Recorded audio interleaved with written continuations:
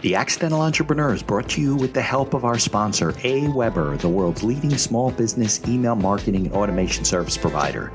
Since 1998, AWeber has helped more than 1 million small businesses and entrepreneurs through its suite of web-based email marketing, automation tools, and education. AWeber, the best option when it comes to marketing your business. The podcast is also brought to you by the Alternative Board. Since 1989, the Alternative Board, or TAB, has been one of the leading peer advisory and business coaching organizations for independent business owners and CEOs across the world. By facilitating peer advisory boards, private one-on-one coaching, and strategic planning services, TAB helps business owners improve their businesses in ways that change their lives. And be sure to connect with our affiliate sponsor, GSM Growth Agency. They're boosting e-commerce businesses to 6 and 7 figures in revenue and cover everything from ads and social media influencers to making your website better. GSM Growth Agency focuses on taking businesses from startup success to bigger success, going above and beyond to make sure growth sticks around. They're all about cool ideas, lasting partnerships, and making your mark in the e-commerce world.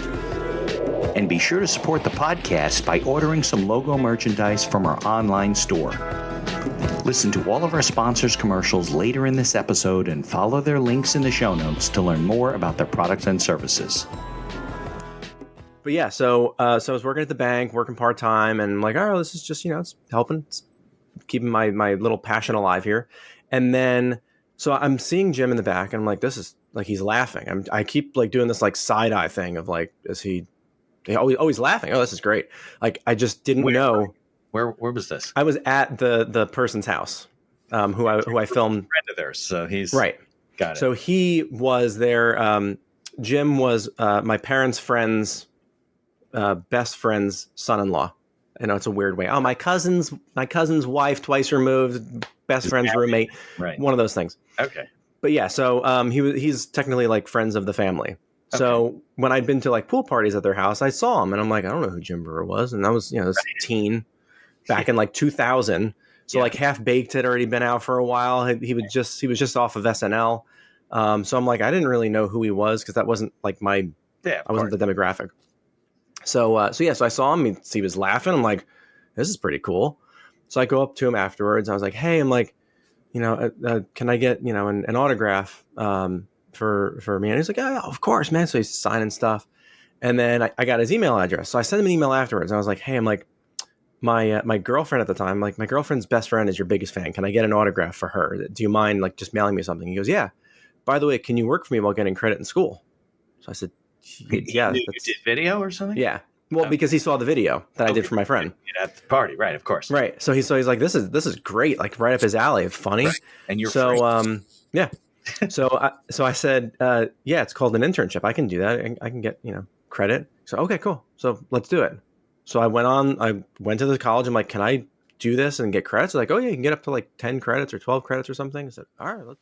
Okay. Welcome to another episode of the podcast. I'm excited today because I'm always excited when I have like local guests on, friends of mine who are, networking partners and have good stories to tell. So I don't get those too often these days because we're all over the world now, but I'm excited to bring Eric on the show. If you are listening on your favorite podcast directory, please leave us a 5-star review.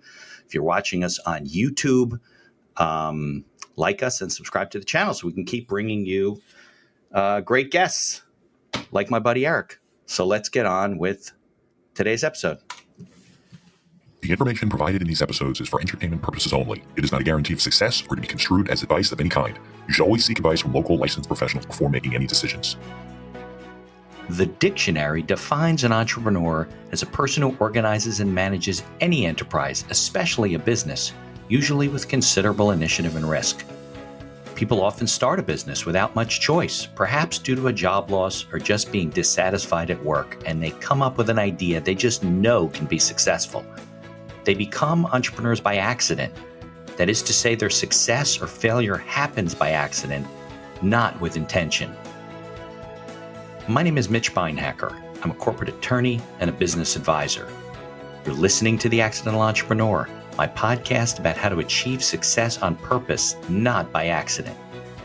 Join me along with our monthly guests where we share our knowledge and help you get a hold of your business. And now on to today's episode. Hi, this is Eric Hartmann from SeaLight Creative. We're a video production and photography company based in Bridgewater, focusing on services for both individuals and businesses and agencies. All right, Eric, as my buddy who's a video expert, I'm sure you really appreciate the fact that I don't do any video editing. So we'll play the commercials midway through too. So I tried years ago to use what's that free one, VSDC or something, to do some basic video editing. But there's too many things going on. With audio, I could slide things around. It's easy. With video, I leave it to the experts like you. So I just play it in and, make it easy. So Eric Hartmann from SeaLight Creative, if you're watching on video because you don't hear the little opening. We are in a networking group on Wednesdays, right? That's how we know each other. And we're here to tell your story. So let's go back before we get into SeaLight. Maybe we'll do SeaLight in the second half of the show. Let's talk about your background and all the crazy stories you have to share, and then we'll get into all the other stuff. Does that make sense? Yeah, sure. Okay. I ended up jumping into video production as like a hobby at first. So it was just would make like family videos, vacation videos, just silly things. Right. And that's kind of how I jumped into what it was. I actually wanted to go to college to be a tornado chaser. So I was a big fan of Twister. Can you do that? Yeah. What, do you got to be like a meteorologist with a specialty in tornadoes or something? Exactly. Yeah. You have to be a meteorologist, and so you have to want to be able to be sucked up by a tornado. So, and I wanted to do that. So that's great. Yeah. Yeah. So I went to Kane University to be a meteorologist. They had a very big meteorology program. So I was like, all right, let's do that. Started to do that, and then I failed pre-calc, and I said, okay, well, I need to know math, trigonometry, calculus. Right. Yeah. Kind of important to figure out calculations. So I decided to change my my major in my sophomore year because Kane had just come out with their media and film program. There wasn't even a media and film degree yet; it was just a communications degree. Got it. So that's how I kind of got those people listening. My wife's a math tutor, right? So all these kids in high school, they're like, "What do I need this for? What pre-calc? I'm not going to use it for." If you want to go into meteorology, there you go. There's an example of a career where you need to know this stuff. So that's a good little sidebar. So but Kane, we're not like in the Midwest. So do they have a minor in tornadoes or something? I don't think so. You would have to make that up, right? Right. Yeah, I just went for meteorology, and then I figured, I'll just figure out how to get to like the Weather Channel because I'm a big fan of like Jim Cantore on the Weather Channel. I'm like, I want to be like him. Yeah. And he's still around. I think he's still out there, in the wind, in the middle of hurricanes. You would be like on location, holding onto a pole sideways, Exactly. Hey, Eric, and we're trying to, you know what I mean? That would be hysterical. Of course. Exactly. That's the thing. People look at me now and they're like, "Oh, I don't imagine you being a meteorologist." I'm like, "Yeah, today's gonna be sunny and 70 degrees." I'm like, "That's not, it's not me." Right. Exactly. Yeah. Okay. So that's a good story.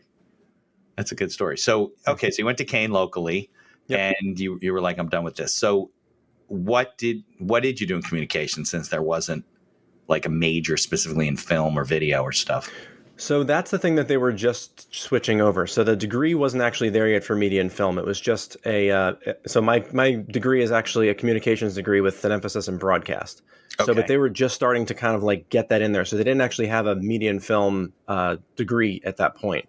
So it was doing broadcast things, multi-camera shoots. And at that time, there was still some tape work. Wasn't even all digital yet. Yeah. And so I would just kind of like kept going with that. And I was doing all these sidebar things. In high school, actually, I was an introvert, which I'm very not an introvert nowadays. Right. But I would grab lunch and I'd go up to the video production room in high school and I would just go and edit family vacation videos and funny things. And that's just what my kind of like my passion was, that I didn't realize that that's what I really like to do. I was really passionate about weather, but on the sidebar, I really liked doing video production because it was creative, shooting, editing, doing the visual effects and things like that, special effects, sound design, things like that. And so my video production teacher in high school, he was like, "Oh, you should just pursue this." Whatever. Right. Never put anything to it. And I just thought like, it's a fun thing, but I'm not going to make a career out of this. Didn't know that that's exactly what was going to happen. Right. So did your high school have a studio, like a TV studio and film and video and everything? Okay, cool. Yep. And that was tape to tape. So, I mean, it was, when you had to make an edit, if you overdid it, like how nowadays how you have nonlinear editing. So nonlinear editing means that you can change it over time, right? But with tape to tape, when you make that edit, you have to go back like a frame or two in order to overcut what you've already cut. You can't get whatever was back when you record over that track. Out. Exactly, that's called linear editing. So that's it. Like once you edit it out, that's gone. And it was like cut tedious. The tape and edit it by hand and tape it together. And no, this was more like VHS kind of tapes or DV cam. They were the bigger kind of tapes what they were. So that's how that was. It wasn't digital at that point, it was starting to come out more and more for what it was. But in high school, we didn't really have that. And then, so that's how I started out with that. But then when that transitioned into college, I already kind of had that background of, I knew exactly how to do those things. And now we're going more digital. And so that kind of worked out. So digital stuff started coming about when you got there and they were just converting things over. Yeah. I mean, Kane they didn't have, I mean, it wasn't like the newest technology of everything, but they were progressing very, very rapidly, especially because now they had the media and film program. They're like, well, we have to get in, teachers and everything that know what they're doing, which was actually one of the adjunct professors there. We ended up working together for a long time, and was a great guy. Yeah. So how long ago was this, Eric? This was in 2005 when I switched my major. Okay. So were there even cameras on phones in those days? Or was it all like, if you're doing video, you needed... No, you needed a camera because iPhones weren't out yet until like 2007. Right. So that wasn't a thing at that point. It wasn't like, oh yeah, you can just shoot it on your phone and edit it and everything. And that wasn't a thing yet. Everything was on the little flip phones and everything else. But there were digital cameras at that point, right? But they probably they didn't like upload to the cloud. There was limited what you could. No, it was all tape. Yeah. I don't know when like SD cards became a thing of like the digital camera era, but. The cameras that we were shooting on were all these little mini DV tapes that were like this big. Oh, right. I remember those. I had a Sony one where the little thing would flip out. It had a little screen on it. Yep. What were those? A couple hour tapes? I forget. Yeah, usually our types were an hour or 90 minutes. Yeah. And, when you had to capture them to the computer, you had to hit play and you captured it with a cable to the computer. But it took, if it was an hour long tape, it took an hour to capture it. Because you're basically re-recording it to the computer. Exactly. And if your tape had something wrong with the actual tape itself, there goes your footage. Terrible. Yeah. Terrible. Yeah. But it was the world we knew. I mean, that's all, look, there was a time, you're a little bit younger than me, where you would literally take pictures and you would mail away or go to the store and bring this little capsule with the film inside. And then you'd get these pictures back, 90% of them with, excuse my expression, were shit. Yeah. And there's nothing you could do about it. The event's gone. Yep. And that's it, Yeah, and you didn't know it, especially with like the Kodak ones and stuff. When you go to weddings and you're like, oh, you take a picture, you don't know what it is. There's no digital back to it. You got no idea. Oh, it's all blown out. Yeah, Yeah, I think it was a relative of mine that asked. They didn't understand the disposable cameras. Like, if you dispose of them, how do you get the pictures out? And everybody stopped, looked at him and said, "What? You throw out the camera before you? No, you mail it in, and they throw out the." Oh, he goes, yeah, okay. So amazing. Not much for my family. So right. All right. So then you started that out. So you really did kind of slide right into video production early on. Yeah. So I knew that I really liked it. And that's when I kept doing these fun things. I mean, I shot a wedding here and there that was just, I'll just do it on the side. Didn't make any money on it. Freelance. Yeah. Exactly. And then I had a neighbor that said that her husband, was turning, I think 40 and was like, I want to do a video. Can I give you pictures and you can make a slideshow? I was like, I can do that. So I started to do that for the family. Like they do at bar mitzvahs. Exactly. Yeah. Yep. Exactly. Okay. So I started doing that. And then one of my parents' friends was turning 60. And they're like, do you want to come to the party? I'm like, yeah, I'll come to the party. So I went. And I'm like, I don't know, 19, 18? I don't know. I don't forget how old I was. And I just made this funny video. And he's bald, so I made the DVD disc. I printed on it with his bald head on top. I made they had a bowling ball, so I took a picture of it, put it down. I'm like, perfect. That makes complete sense. Yeah. So, just did some funny things like that, put some music to it that obviously, back then there was no royalty-free music or things like that. It was like, oh no, you just rip it off of the internet and use it. Yeah. So I started to do that. And then I realized that when I went to their house to show it to them, that I'm looking in the back and I'm like, okay, I've seen him before at their house, like once or twice before. But I'm like, that's Jim Brewer, a comedian. Oh, that's interesting. Well, what were you doing at that time? Because you said this was like on the side. So you had a job, a different. No, I mean, I was part time at an investor savings bank, which is now Citizens, but I was a bank teller. Oh, so that was I wasn't just to make money. Exactly, yeah. So I mean, after college and whatnot in town, I grew up in Springfield, so in town I just went over and would work there and everything. You're very proud. You were in communications and you had to get into film, and now you're working at the bank. Right. Yeah. Exactly. Yeah. Which but I was really good with numbers. I mean, I would know people's bank account numbers and social security numbers in my head, and I was a really good numbers person. I just couldn't translate that in terms of what the math was. Got it. But yeah, so I was working at the bank, working part time, and I'm like, oh, this is just it's helping. It's keeping my little passion alive here. And then, so I'm seeing Jim in the back and I'm like, this is like, he's laughing. I keep like doing this like side eye thing of like, he's laughing. Oh, this is great. Like, I just didn't know. Where was this? I was at the person's house, who I filmed. Friend of theirs. So he's right. Got it. So he was there. Jim was, my parents' friend's, best friend's son-in-law. I know it's a weird way. Oh, my cousin's wife, twice removed, best friend's roommate, right? One of those things. Okay. But yeah, so he's technically like friends of the family. Okay. So when I'd been to like pool parties at their house, I saw him and I'm like, I don't know who Jim Brewer was, and I was this teen back in like 2000. So like Half Baked had already been out for a while. He was just off of SNL. So I'm like, I didn't really know who he was because that wasn't like I wasn't the demographic. So I saw him. He was laughing. I'm like, this is pretty cool. So I go up to him afterwards. I was like, hey, I'm like, can I get an autograph for me? And he's like, oh, of course, man. So he's signing stuff. And then I got his email address. So I sent him an email afterwards. And I was like, hey, I'm like, my girlfriend at the time, like my girlfriend's best friend is your biggest fan. Can I get an autograph for her? Do you mind like just mailing me something? He goes, yeah. By the way, can you work for me while getting credit in school? So I said, yeah. You did video or something? Yeah. Well, because he saw the video that I did for my friend at the party, right? Of course, right. So he's like, this is great, like right up his alley. It's funny, right. And you're yeah. So I said, yeah, it's called an internship. I can do that. I can get credit. So okay, cool. So let's do it. So I went to the college. I'm like, can I do this and get credits? They're like, oh yeah, you can get up to like 10 credits or 12 credits or something. I said, all right, cool. Okay. So I would go to the Stress Factory Comedy Club in New Brunswick. Yeah, sure. I've been to the Stress Factory. Every Wednesday. This is back when you could smoke inside there. I mean, I'd get out at midnight and reeking of smoke. It was terrible. Here I am like 19 years old, 20 years old, and I'm just reeking of smoke all the time. I'm like, this is brutal. I'm like, my eyes are killing me. But I would literally go there with his camera. He'd give me the camera with the tape, and all he wanted me to do was film his set. He'd give me $300 cash and be like, cool. I'll see you later. I just want the tape. He's just keeping his sets, or was he using it, or what was he keeping doing? It? All he wanted to do was he wanted to look at his footage and know what his bits were, so what he could work on. So he'd play it back at home and figure out like, oh, this one really killed, this one didn't. Oh, what can I do differently? Like a golfer, they'll watch his swing. So exactly. Yeah. Yeah. He was watching his swing. Yeah. There you go.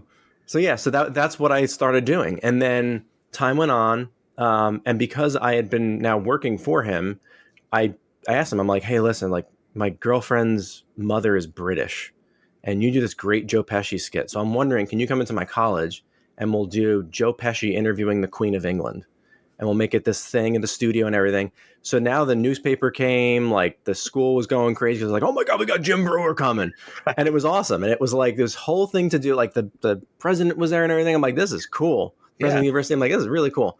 So they were like, this is awesome that you got him in here. So I'm like, this is pretty cool. Like getting this traction going on. So we did these fun projects like that. And then at the end of college, Jim came up to me and he goes, hey, so you're like a bank teller, right? As like your part-time job. I said, yeah, I am. Do you want to do that for the rest of your life? I said, no, I want to do video production. I want to film. I want to edit. Like, I don't want to sit behind a desk. I mean, no offense to anybody bankers out there, but I was like, that's not what I want to do. I'm a creative person. So he said, all right. He goes, what are you making? So I told him. He goes, I'll blow him out of the water. Let's go. At the end of college, put in your 2 weeks notice and you're working full time for me. And I was like, okay. So you're his video guy. Yeah.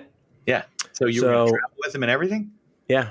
Oh, so what ended up happening was he lived in Chester at the time. He's down in Florida now, but he was in Chester. So I would just drive out to his house. He had a basement studio. We'd go there. We'd look at like funny videos that he would shoot of like his daughters. They're really young at the time. So that like little kids and throwing them on the bed and making like these goofy videos and stuff. And then I just go and I'd edit them. And then I ended up buying like royalty free music and graphics and animations and stuff like that, and just learning on the fly. But and YouTube, besides watching, so he wanted to put out content. Yep. Got it. Yeah, so he wanted me, he liked the way that I was editing stuff. So he goes, oh, well, I got all this great content. Like, let's just edit stuff together. And YouTube was just starting to come out at this time. This is like 2007 or so. This is when it was really starting to explode. So there weren't many like tutorials out there of how to video edit, how to do this, how to do that. So everything I was finding, I just absorbed and just kept going and going and going. So I kept staying kind of ahead of the game of what it was. And then we just kept producing these like short little videos. And then we created his Facebook page and started putting out content for that. And his YouTube, we called it the Bruniverse. And we just started to do all this, cool, funny content. And then things just his progressed. Digital video marketing guy. Yeah. Yeah. Yep. I was like the first one. Besides, his sister was his like assistant, his office assistant. So she was the one that would do like all the bookings for the shows and contracts and things like that. But I was the only creative person at the time. And then he ended up getting a studio in Chester. So we said, all right, let's get a studio. So he ended up hiring a friend of his that was a graphic designer and web designer. So now Jim has this guy make his website and does all the graphics and illustrations and things like that. And it was really cool. And then we started to go on tour, which was the most insane experience of my life. I'm sure. I mean, just, tour buses and flying everywhere. We did over 20 work, right? I mean, it could be middle of the night. They're coming. Yes. Oh, yeah. 1:00 at night, whatever. Yeah, it was crazy. I mean, we were gone for at times. I think it was like about a week and a half at a time, and then we'd be home for a couple of days, and we go back out for a week, 2 weeks. At this time, were you? No. I wasn't even dating my wife at that time. Okay. I was single, and then I ended up meeting. I mean, I knew her at the place that we met at, which is the Colorado Cafe, which is unfortunately no more, but it was a country line dancing bar. Cafe line dancing, right? Yeah. That was Watchung. Is that where? Yeah, Watchung. Yep. Yeah. Now. So I met her there, and it was great. And in the video that I ended up making of this whole tour, there's actually footage of me, and the guys stole my phone because I'm in the middle of texting her because I'm like, newly like, ooh, this cute girl. I'm in love at this point. And I'm like, oh, this is like crazy. So they stole my phone. So they said I was like a crack addict. I was looking for his hit, like just looking for drugs. Like, where's my phone? And but it was great. So like we did over 20 colleges and comedy clubs across the country. And it was an absolute blast. Like you're a rock star and all the girls just want to hook up with everybody on in the crew, like every time you're in a city. Yeah, it was crazy. Yeah, we probably don't want to put that on. No, but that thankfully it didn't happen. Not to me. He's going to show up at your door, ding dong, say hi to your wife, and this is your 16-year-old daughter. Oh my God! Amazing. When you're on the road, you're a comedian or whatever, a rock star, and you're taking drugs or drinking or whatever. You always worry about maybe there was a night that I don't remember. Yeah, somebody shows up at your door. Exactly. Right? Yeah. So, but that's a cool experience because you're young. Not only you're getting video experience, but I mean you're seeing the whole country, maybe the world. I don't know if you guys went around other countries. No, just the U.S. Yeah, it was. We kind of stayed like Midwest and closer to the East Coast. I mean, there was one time when I first started working for him. Actually, we flew out to Denver. That was my first and only time flying first class, and it was insane. Met David Spade.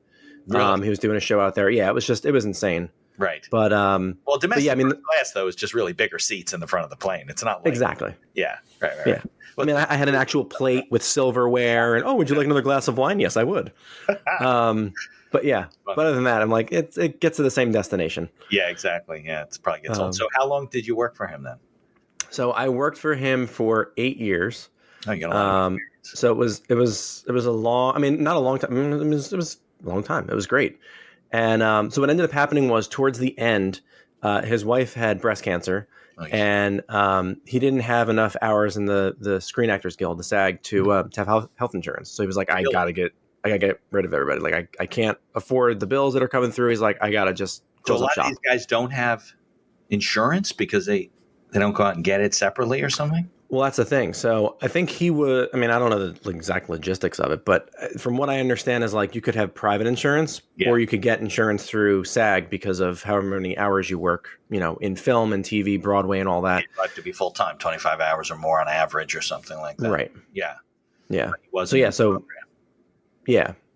So what ended up happening was, I guess that there wasn't enough hours. So he's like, I can't afford everybody. Like, I got to just close up shop. Right. So, but towards the end of that, because his wife had breast cancer, he wanted to be closer to home. He wanted to be closer to his kids and everything. He's like, I don't want to be touring. I don't want to be flying around. Like, I want to stay with my family. So as those things were lower, he was like, if you guys want to freelance, that's fine. I'll still pay your salary. Just kind of like kick me back some money, like for whatever freelance stuff you're working. This way it helps pay back your salary. You're getting extra money. I was like, okay, that works. So, I mean, like, I already had health insurance with him and everything else. I'm like, this is cool. I'm like, this is just kind of like extra cash.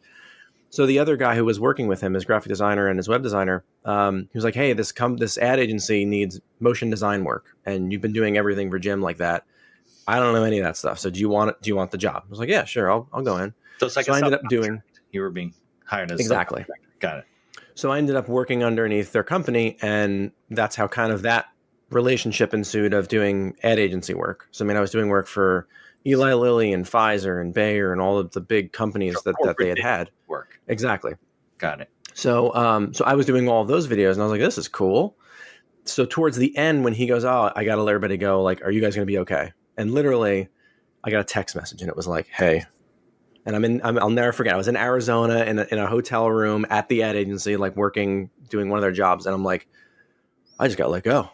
And the creative director I was with was like, are you going to be okay? I said, yeah. It's like, oh, we can get you full time now, really cheap. I'm like, no, you can't. Because I'm newly married. I'm a year married now. Yeah. Have an apartment. My wife doesn't have a full-time job. I'm like, I got to like get a job. I'm like, yeah, I'm like, I need to do something. So talking about the accidental entrepreneur, this is how I literally got tossed into it, because he goes, are you going to be okay? And I said, yeah, I'll make it work. Right. And I had no choice, but he was my only full-time job that's ever been. And I literally went in 2013 was when everything kind of changed over. So that was when I became full-time in my business.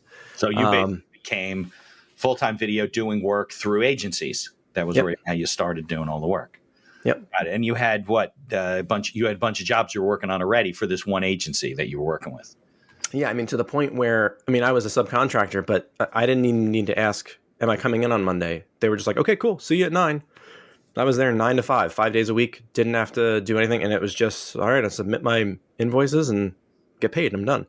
Okay. So this is a good question then, because, it's an entrepreneurial podcast and hopefully entrepreneurs and people are listening. So you really didn't have much of a business background, right? You hadn't been running your own business. You probably were just working as you being contracted to, they gave you a contract and you signed it, whatever. So how do you start out? Like, what did you do that first day and then said, oh shit, I don't have a job. Now I'm working with this agency. Did you go out and find an attorney and form? There was no legal Zoom in those days. Did you form like an entity? What did you do for contract? How did you run your business? Start to run your business? So maybe you didn't. I didn't. No, a lot of people don't. And it worked out for you. It doesn't always work out for people. No. I was very lucky with this. So what I ended up doing was, all my work was through, so the other guy that was working for Jim, I was basically being paid under him because he was the one that had the contact with the agency and everything else. So we had that whole thing going on. So I was just kind of getting paid from him. So I said, oh, well, I don't need to worry about contracts or anything else. Like, I'm getting my hourly rate. He does. I'm good. Right. So, I mean, there was, stuff to sign of like, hey, you can't post stuff publicly and things like that. I'm like, all right, that's fine. And NDA stuff. Yeah. Right. Yeah. But I mean, I didn't have a business attorney. I went online. I was like, oh, I'll do whatever to make an LLC. Everyone's like, oh, don't pay an attorney. Like, just do the paperwork. It's easy work. I said, all right, fine. So I ended up doing that and just formed an LLC. And I was like, okay, this is what it is. I got a business bank account at Investors where I worked, and I was like, "Oh, cool! This is my home away from home." A little bit of a banking background, yeah. So I did that, and I just kind of kept going forward with it until I think it was 2 years after that, or a year after that I went full time with my business. That agency was sold to a bigger agency, and the owner of the company left. And who I love her, she's amazing, and she went on to Florida. She moved down south, but she sold it to this bigger company, and so the bigger company was more corporate, And apparently there were a lot of people that weren't a fan of what that was. They liked the small agency kind of feel, so they left. And the way that all these ad agencies kind of work is like everybody knows everybody. So I never had to do any advertising because once, 10 people left, they went to all these different agencies. They go, hey, we need a video guy. Yeah. We need motion graphics. We don't know anybody who does that. And so they'd call me. And that's how I kind of like spread my network that way. So there wasn't a lot of guys who did what you were doing. At least not locally. I mean, now with everything, being remote and anybody can hire anybody. But there was nobody that was around. I was literally the only videographer and editor that they used for years, this agency. And because nobody else did it. And so that's how kind of I grew into that kind of realm of things. Right. And to the point where like they had other subcontractors that were graphic designers and web designers, coders, things like that. They had to let everybody go because they're like, oh no, we can't do anything. Like everybody's gone. I was literally the only subcontractor because I was the only one who knew video and motion graphics. I was the only one that stayed. They were like, you're staying. I'm like, oh, but everyone else is gone. I felt terrible. I'm like, oh, but what? But they were like, no, we have 4 videos coming through. Like, we need you. So I said, okay. And that's how kind of I just kept going. Kind of found a niche that was in demand, and you didn't have to do a lot of business development, right? That wasn't part of because that's usually like the entrepreneur's biggest problem, right? It's like, who the hell do we do business with? How do we do this? And how do we market ourselves? So you didn't really have to do that. You weren't doing your own video marketing, right? Right. Yeah. Not at all. I didn't have a website until I think 2016. And even then it was a landing page. Yeah. I didn't need it. I still get people that are like, hey, do you have a reel for your business? No, I don't need one. I've never needed one. Equivalent of a portfolio, basically? Right, exactly. Yeah, so basically like showing you like, what you're shooting, how you're editing and all that stuff. And I'm like, no, here's 6 examples of my work on Vimeo. Right, that's good enough. And if not, I'll know the next guy. Well, and that's the thing, because when people would move on to another agency, they already knew my work ethic. They knew how hard I worked. They knew what I could do. They knew my capabilities, and they knew what they could ask me to do. And I would say either yes or no, or I'll figure it out. So I didn't need to prove myself to anybody else. It was just like, no, they know clearly, because they wouldn't be like, they wouldn't be asking me to come and do work for them if they didn't know that I was capable of doing it. So, now, does that continue till today? Meaning these people you work with, obviously they've gone other places and they still call you and stuff. You have a whole litany of people. Yep. Yeah, that's great. Yeah, it's crazy. And I mean, I still reach out to people every now and then on LinkedIn, but I mean, the majority of the time, like they're like, hey, oh yeah, that guy at the ad agency, and I'm just like, yeah, cool, let's do it. Jump in. Nice. Yeah. So your other networking and marketing, working with small business owners, really kind of just fill work that adds to the regular agency work that you get. Yeah, because I mean, the ad agency work is probably like 80-90% of my income. Yeah. But I still, what's that? It's steady. Yeah, exactly. Right. It's steady enough. It's not, consistent like it used to be, where it was, 5 days a week and I'm doing all this stuff. But, as time went on, COVID obviously threw a monkey wrench into everybody's business plans. Right. And that's when I decided on trying to do live streaming and trying to figure out how to make things work for what people needed and what they could do. Right. But yeah, so now I'm more in the realm of trying to help out small business owners and things like that, and trying to jump more into that kind of thing, because I like the hands-on approach too. Cool. I mean, I love working with business owners, like hands-on, knowing what their pain points are, how video can help them that they probably don't have experience in or that they can't afford. Right. So yeah, the creative process. All right. So it's been about half an hour. Why don't we do this? Why don't we take a break for my sponsors, and then we'll come back and let's talk about like what you do for business owners and maybe some tips and tricks and, why people should be considering video. I mean, it's obvious, right? Because we're seeing people, we see things visually, but how they can incorporate that. Because I'm sure there's a lot of small business owners out there that don't even consider it as something that they should be doing, and they should be. Which is why I ended up putting this on YouTube. I was like, what am I doing with all this video? So, all right, so let's take a commercial and then we'll come back. All right, sounds good. Here's a word from our sponsors. Looking to market and grow your business? Or perhaps you're just getting started and want to hit the ground running? AWeber is the best choice for online email marketing and automation of your business. From maintaining a subscriber list to drip campaigns and landing pages, AWeber gives you tools and integrations that make marketing easy and fun. As our partner and sponsor, we use all their tools to promote the podcast and market our law firm. AWeber, the best alternative for online marketing.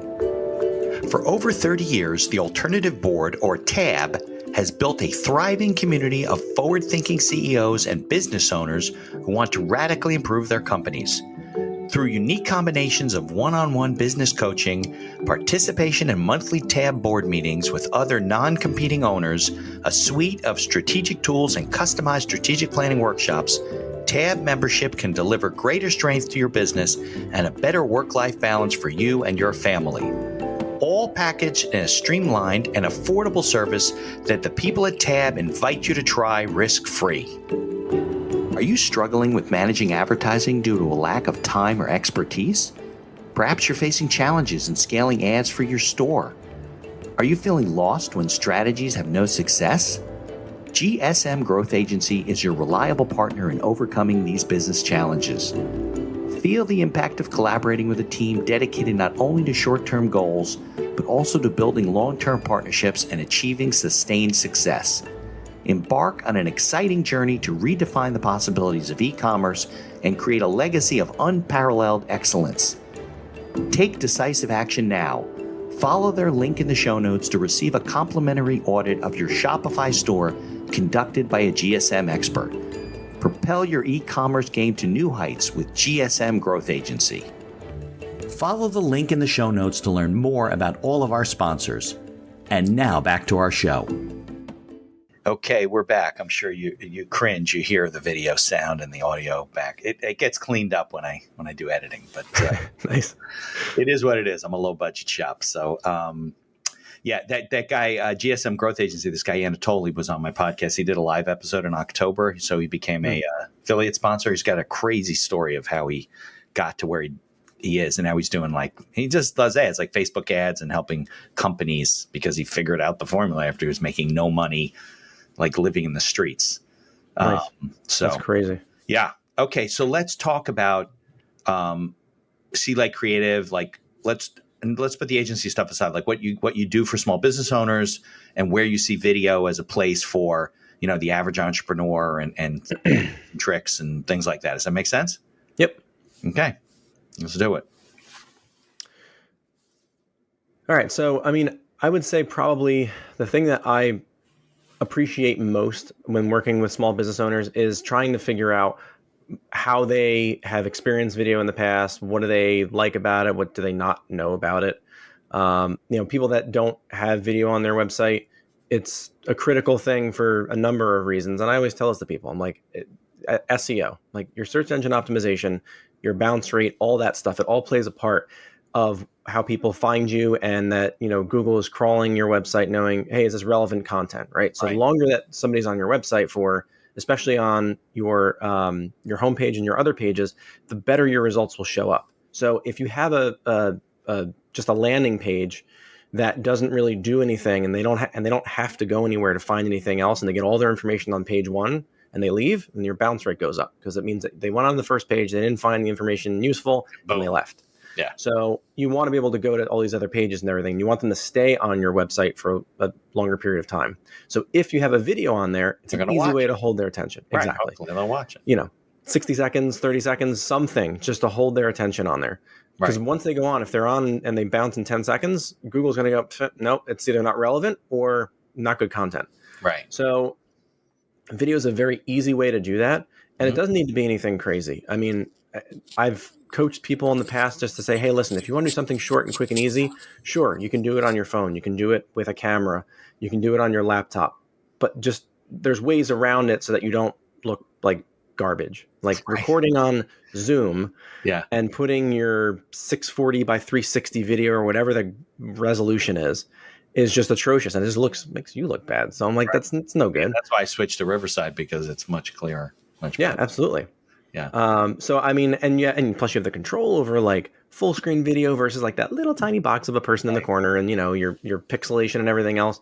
There's ways around it to create high quality video that doesn't break the bank. The way that I do like to work with business owners though is, like I said, trying to figure out what are their experiences with video? Have they used video in the past? If they have, did they like it? Did they not like it? Did they hire a professional? What are their things that they've kind of gone through so that I can figure out, okay, cool. What do we have to fix? What do we have to explain? Right. What do we need to tell you about? Because there's a lot of misconceptions on video too of, oh, well, I need to, I don't have the budget for it. And that's why I say, like, there's ways around it to create high quality video that you don't need to hire a professional every single time. You need like a studio with a sound engineer and boom mics and background lighting and makeup artists, right? Yeah, it's You could do that, but it's expensive. Absolutely. Yeah, absolutely. And I love those shoots. I've got one on Tuesday, and it's fantastic. But you don't need that for everything. You don't need a 5-figure budget to have a good video. So I think people don't understand that video is something that can be simply done. And there's ways that you could create things that other people aren't doing. So for instance, one thing that I like to tell people is your FAQs, right? So if it's something like, hey, as an example for you, how do I create a will? What do I need to tell you? Instead of it being text on your website, it could be a very short video that, again, can keep people on your page. Google says, oh, I like this. They like your website. They can watch a short video. You explain it very quickly, whether it's through text or graphics or voiceover or whatever. Mm-hmm. But just having those little things on there can just set you apart from somebody else that's every website is just text. Right. Yes, text is easy to read and you can quickly kind of crawl through it. But these are just ways that I've found that can help people be different than somebody else.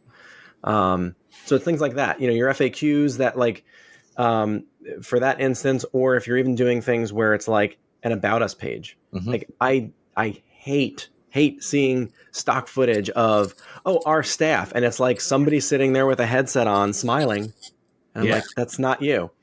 They're using stock photos. They're saying our staff and they don't show pictures of the staff. Right. or it's like about us. Right. And it's like, you see people in a boardroom. That's not you. Right. Exactly. It's not you. Where I've seen numerous websites where, either they don't have an about us page or there's no pictures of them. I'm like, I want to see those people. Right. So that's another instance to the name. Right. So that's another instance where I would love to do a 30-second, 60-second, mostly a 30-second video of being like, here's some information about the owner or who's going to be coming to your house to do the install, or, unless it's a subcontractor kind of thing where, you're using multiple people and it's not consistent, then obviously I wouldn't be doing that. But if it's somebody who's like, hey, I'm, a car detailer, I want to see you. I want to see the work you're doing. I want to know how you work. I want to see the stuff you're using. Yeah. Just seeing those things in a quick 30-second, 60-second video can do worlds of a difference versus, I detail cars. How are you different? Right. Who are you? Who's coming to my house? Right. Yeah. People entrust things to you. They want to kind of get a feel for, more than just recommendations from other people in their Facebook group, Exactly. And that's something too that I've been trying to work with businesses is that instead of just saying, like, if you're on Facebook, right, we have a group in our town, Bridgewater, and instead of just saying like, oh, hey, I recommend Bob's Plumbing, right? Instead of just tagging their company name or whatever, if they had a short video to be like, hey, here's, I would love to recommend Bob, and talk about him, say like what he's done for the house, what he's done for your business, whatever the case is. And then a short little snippet video of like, hey, here's who he is. Oh, it stands out from the sea of people saying tag. It's too much. And people just kind of like look at it and go, oh yeah, they recommend this person, but nobody ever talks about it. Most people don't. So you're saying that the client would give a video recommendation instead of a written one. Yeah. On their phone. I mean, exactly. Because then they can put the face to the name. Right. People can understand, they can see what it is. And again, that stands out. Yeah. So many times I get people on Facebook that are like, oh, we're looking for a daycare. And I recommend the one that our kids go to.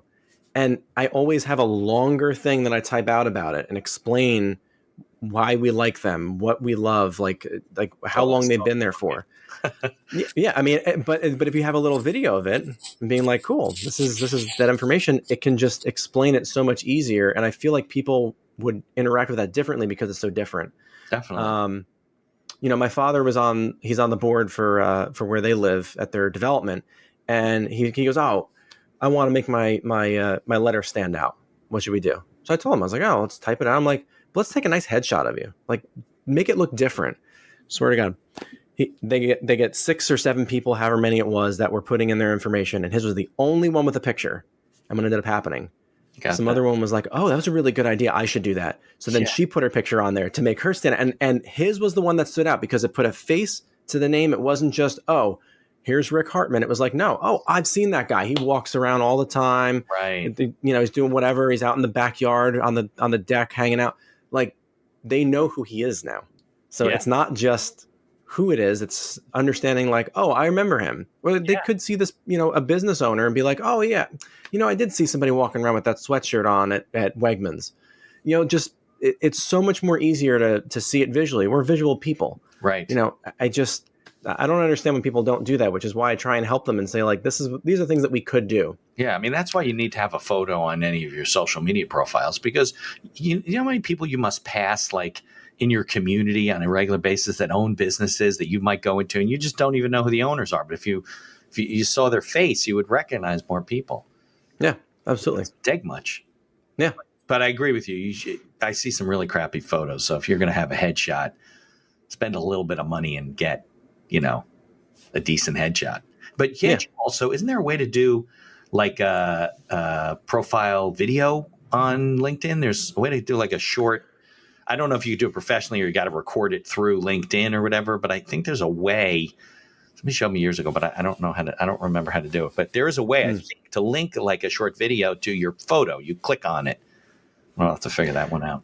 Yeah, I mean, I remember Facebook years ago used to do video, like cover videos, and then they did away with that, which is a shame because I liked that. Like, because I was like, oh, that would be really cool to be able to do that.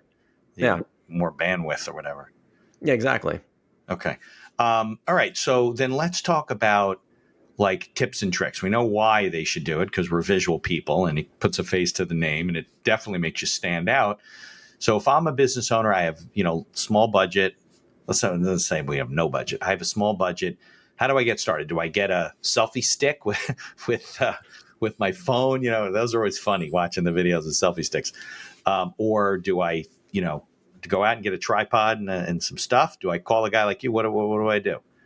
I mean, it does depend on budget and how much they want to either learn to do themselves, right? Or how much, or if listen, I don't have the time for it, to learn how to do things, to learn how to edit, right? That's when I'm like, it's just easier to call somebody like me who can just do it for you. Yeah. It gets to a point where like you think about like how long does it take you to mow the lawn? Like an hour, 2 hours, depending on how much land you got and how much work you want to do. Is it really worth your time to do that? Or are you better off paying somebody $40, $50 to just do it for you? Right. So it becomes a balance of, is this content you're going to be doing a lot? Because if you're going to be doing it a lot and you want to be doing like, reels for Instagram or, short videos for Facebook, like, hey, listen, I want to shoot, things for a restaurant. It depends. I'm always a big fan, obviously, of like the high quality photo, high quality video, and we can knock some of those things out in a short amount of time. Right. So typically whenever I do like photos for a restaurant, we're not just doing one dish in a day. We're doing 6 dishes. We're doing different drinks. We're doing all these other things so that there's content in one fell swoop. We capture all of it because the more we get done in one day, the easier it is. Right. And I tell people that all the time, especially when we're filming. Like I was doing work for a college in Newark, Pillar College, and we were doing all their testimonials. And I said, the more we can shoot in one day, cheaper it is because it doesn't matter how much I film. You're paying me for my day. Once we have all that footage, then we talk about how many videos you want to create. Oh, we're going to do 12 testimonials. Okay, well then that becomes a thing where either we make out a package, so it costs X amount of dollars for that, or we do it per video. Right. So that's where it kind of comes into play is like, how much is your budget? And then we work around and we go, okay, cool. Well, whatever your budget is, we'll work out and figure out, can we come in and film or are we not filming? Is it something that like you got to just set up something and do it yourself? Do you do editing only? Like, because I think editing is a real challenge for people. So if somebody films a video, something that's not total crap, do you do editing for them? Like they'll send you the video or upload it or something? Yeah. So, I mean, a lot of the stuff that I end up doing for this one ad agency is they will send me videos, typically through Zoom. I've already talked about that, that I don't, it's low quality, but I'll just edit those together and do the graphics and everything else and make it look as good as possible. Right.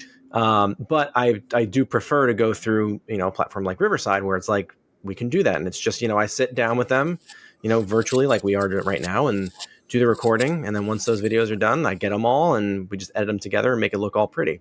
Yeah. But yeah, I mean, I'll do just the editing too. It's the old saying though, shit in, shit out. So, well, right. You know, make it look so good, right? Exactly. Yep. Yeah.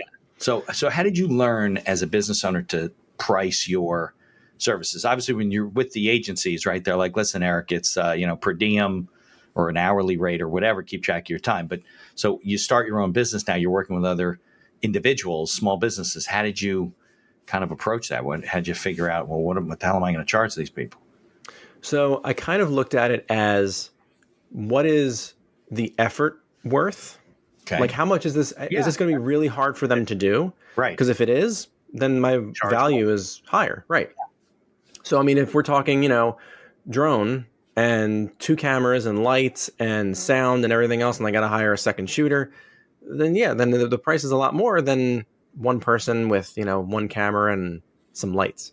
Right. A lot of people, they don't factor in things like insurance. So there are so many drone operators out there that do not have what's called their Part 107. So that license is for commercial use. So if you're filming something for a business, for a school, for anything, and you don't have that license and the drone crashes, it hurts somebody, it breaks something, like, you're screwed. Right. You're not even getting insurance without the license. They probably want to see a copy of it.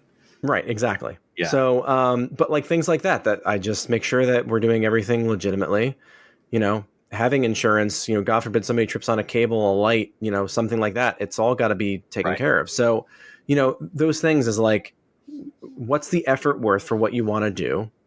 And I kind of price it out accordingly that way. I did struggle in the very beginning stages of learning the difference in terms of pricing. Right. Because, we're all learning things as we go along. And again, like, no business experience when I first started doing things. Right. So the majority of my work was ad agencies. So I'm like, oh, great. They got a good budget. Right. Right. Where then I go to a small business or, I want to do an event. And I'm like, I don't know what to charge. Right. How much is going to be. Right. Right. Yeah. I'm sure you underprice them sometimes, as you get started, and the busier you are, you probably didn't think about like your other costs at first. A lot of people don't, but no.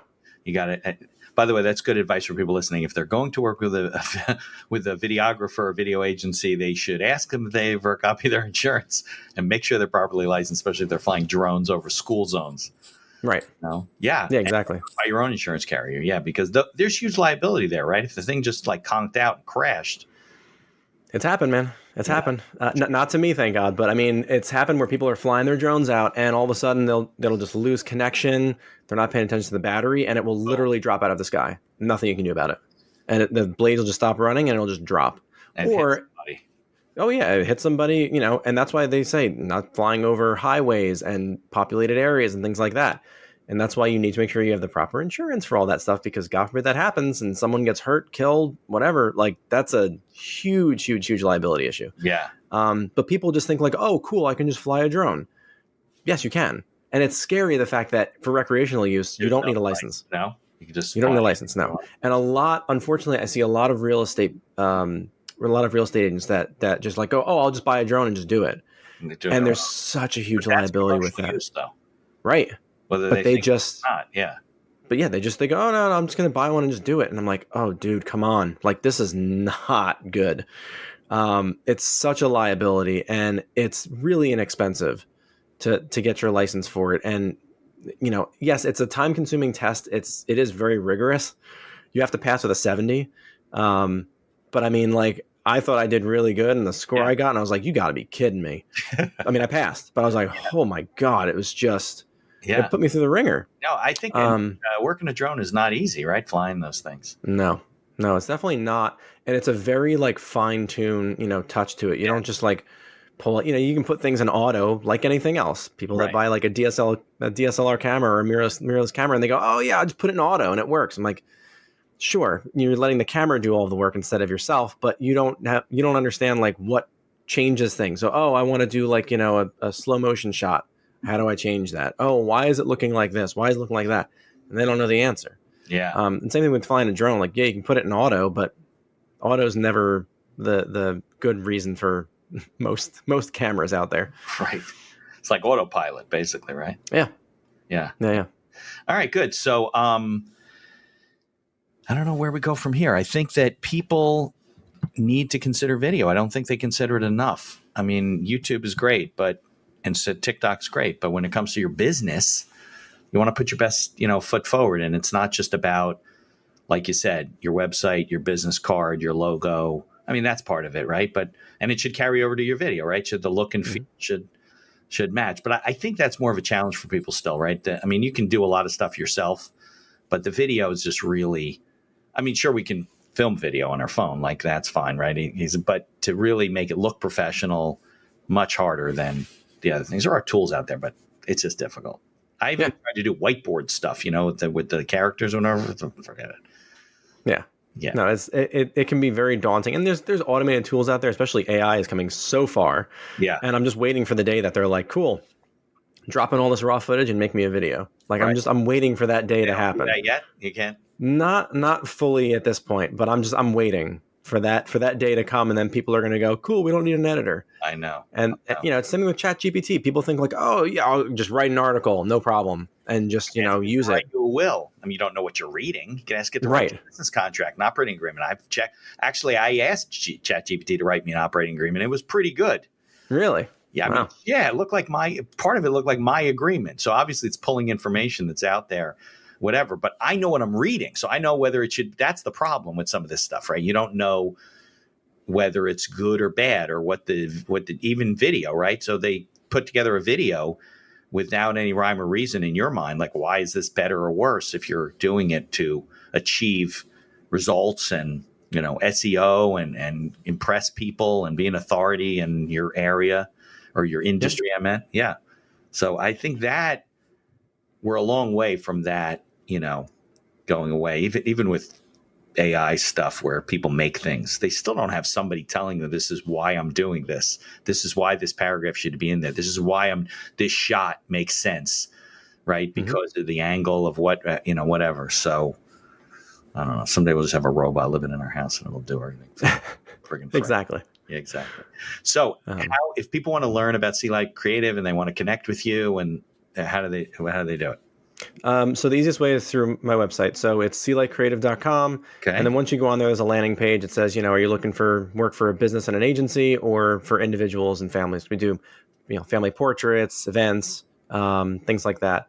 And then, on the business side, you just click there and you'll see all the information in there. Okay. And then there's a contact page. There's my Calendly that's set up there so they can schedule a meeting, even for free lunch and whatnot. They just want to come hang out and get some lunch, and we'll just talk about, what they're looking to do. Yeah. Yeah. Happy to do it. All right. And we'll put a link in the show notes, but it is SeaLight, SEA, not SEE. Correct. Yeah. SeaLight, like the ocean. Yeah. SeaLightCreative.com. Well, people think of SeaLight Creative, SE. Do you see light? I don't see light. You don't have both names that just go to one place just in case? What's that? You should have the SeaLight, SEE Light Creative.com just to. Good idea. I tried to get SeaLight.com, SeaLight.com, and it's a company that's in Australia or something. Yeah. But it's SeaLight, it's SeaLite. And so they bought the other domain and they redirect it. And I've been in contact with them. I'm like, can I just get this domain? They're like, no. I'm like, come on. They don't use killing me. No, it just redirects to their real website. And I'm like, killing me. All right. Well, Eric, I can't thank you enough. Like I said, great to have you on, local guest and one of my networking partners. So, everybody check out SeaLight Creative. Go to his website, find him on LinkedIn, and learn how, video can improve your business. So, Eric, I can't thank you enough for spending the morning with me. Thank you. Really appreciate it, man. Thank you for listening to this episode of The Accidental Entrepreneur. Opening and closing music written and performed by Howie Moskovich and made to order music. For information about Howie and his music services, please follow the link in our show notes. If you like the podcast, please tell others about us. You can find us on Apple Podcasts, on Amazon Music, Spotify, Google Podcasts, and most of the other podcast directories. If you like what you hear, please leave us a 5-star review and feel free to share our episodes on social media. If you have any questions or comments, ideas for the show, or you'd even like to appear as a guest, reach out to us by email at info@binehackerlaw.com. The Accidental Entrepreneur is hosted by Mitch Beinacker and produced by Beinacker Law. If you'd like to learn more about our business and legal services, you can find us on social media or visit our website at beinackerlaw.com. Thanks for listening, and be sure to subscribe to our feed to be notified of all future episodes.